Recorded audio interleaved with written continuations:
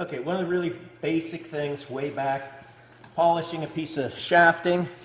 When you're polishing a shaft, of course, people get here years ago and you want to hang on to it. And I've seen people do this and they say they're stronger than the abrasive.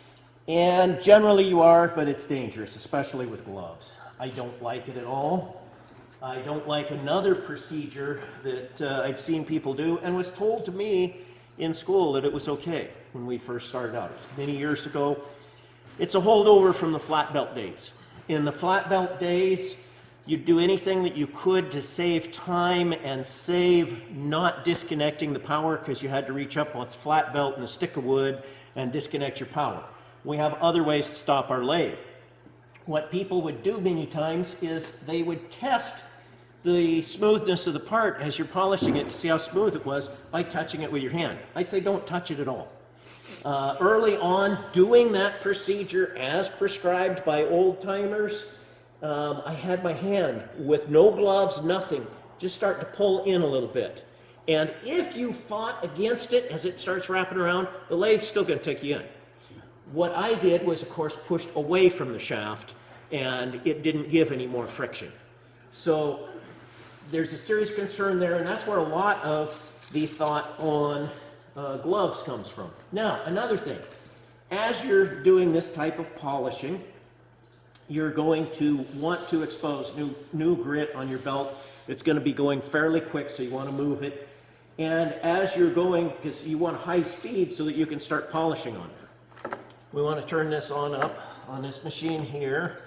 I'd probably go at 1250. We won't go at 1600 because that chuck is kind of big, and the chuck will not be happy if we do that. And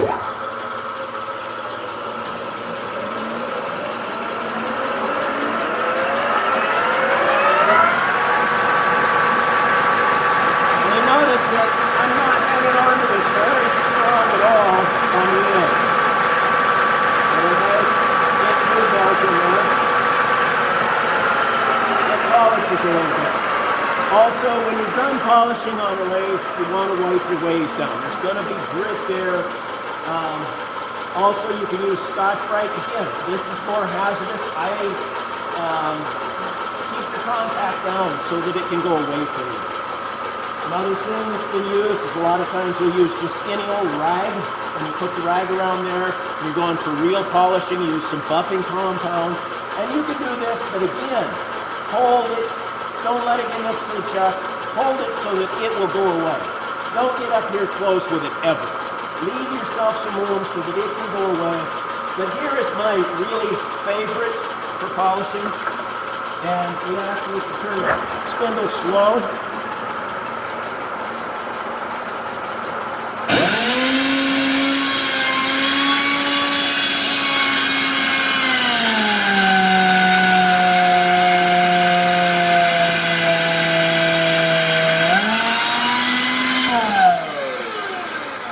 Now this belt polisher I built back in 1987. But you can buy ones already pre-built, electric motor, a little bit smaller than this. This takes a 108-inch belt on up to, I forget, pretty good sizes. The normal Goodson, what you look for is under crankshaft polishers. Goodson is the most common name that makes them. And they have a little electric motor, and you can see how much quicker that just in no time, didn't polish everything up, but it did a nice job for a short amount of time. As long as we're going through stuff, let's just go ahead and go to another one here. We'll grab out a file. And talking about files is something we should do on a whole nother issue, but filing on a lathe. Now again, you don't want to go faster than the speed that the tool itself, the file, which is not as good as high-speed steel, what it will take. So you're going to do it at a low speed. Also, you have to be really, really conscious that you stay away from the rotating stuff. It's tough to do. Also, there's a force coming back from your part trying to push towards you if you're doing it like this. So make sure if you're doing this that you have a handle on it. Make sure that you are away from things. It's one of those procedures that is done in this type of work, but you try to avoid doing it. That's the best. But when you do, you've got to go that extra mile to think, keep your arch away from it. You're going to end up wanting to wear long sleeve shirts around a lot of this stuff because the chips flying at you, the sparks. It's not realistic to come out here naked and think that you're just going to not get wrapped up in the machine. Now, another way that this is done, and back when I ran turret lathes years ago, what we would do, we just cut the tang off of this. Some people do that anyway. Just cut it off instead of having to have a handle. But again, you don't use it this way. You're using it just for a quick deburring, and you use it so it goes away from you. Really common, you'll use triangular files in that situation where you've got some snap ring grooves and things that you're trying to, and you can come in here, it'll get both sides of the snap ring groove. And yes, a tool, as you will see programmed a lot of times on a CNC, coming in, making a nice little 45, will do it with less manpower, but it actually slows down the CNC progress so much that a lot of times you can beat them on a turret lathe by making your part and doing your deburring with a file. You can actually time-wise beat it with a manual machine. I don't have a turret lathe right now. I got rid of my 2 turret lathes I had here when I got the CNC lathe. And so that's handwork, files, safety there. We might as well go into files a little bit too. A file is basically a series of chisels, little chisels across here. You can do some really precision work with a file as far as flat if you have a good file. When you use your file, you want to go forward, make a cut, and as you can see, that actually did cut the steel relatively quickly, even though this is a dull, old file. And then pick it up. And you pick it up for 2 reasons. One is if you drag backwards across this, you will be dulling each of these little file cutting surfaces. 2, if you don't pick it up in situations where you're filing on a lot of surface, the chips can't fall out. Now, when you get a lot of chips in here, you come along with either a pin card for files, which is specifically a really stiff, short little wire brush meant for taking out the pinnings. Pinnings are the pieces that get stuck in the file. Or you can just use a wire brush a lot of times. And then you use a regular nylon brush after that.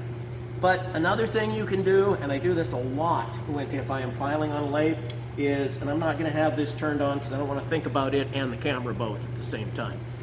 You're filing along here and you make a stroke. I turn the file over. It gives it another chance to fall out a little bit more. It doesn't clean out all the pinnings, but it helps a little bit. Now, my secret weapon. Go over here. Not too many shops have these. I wanted some of these many, many years ago, and that's not where I put them. Here's where I put them. And I wanted them, and they were just too expensive. No one would buy them. It is a carbide tooth file.